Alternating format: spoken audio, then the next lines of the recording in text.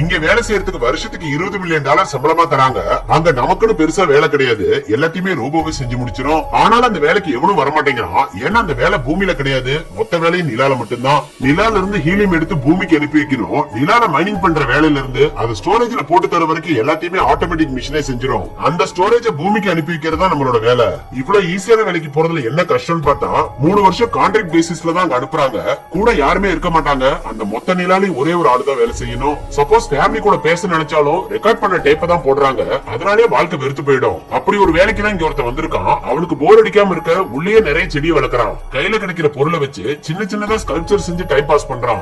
ஆரம்பத்துல நல்லா தான் வேலை செஞ்சுட்டு இருக்கான். போக போக அவன் பொண்டாட்டி பக்கத்துல இருக்கிற மாதிரி கற்பனை பண்ணிக்கிறான். அந்த அளவுக்கு அவனோட தனிமை அவனை வாட்ட ஆரம்பிச்சிருது. சோ மைண்டே ஸ்டடி இல்லாம ஒரு பைத்தியம் முடிச்ச மாதிரி ஆயிடுறான். அதோட அந்த மைனிங் நடந்துட்டு இருக்கிற இடத்துக்கு வேலைக்கு போறான். போன இடத்துல மறுபடியும் அவனோட வைஃப் அவன் கண்ணுக்கு தெரியறா. அதுல போன வண்டி விபத்தாயிடுது. இப்ப இவனை காப்பாத்த யாருமே இல்லாம அங்கேயே மயக்கத்துல இருக்கான். அப்பதான் யாரோ வந்து இவனை ஸ்பேஸ் ஸ்டேஷனுக்கு தூக்கிட்டு வராங்க.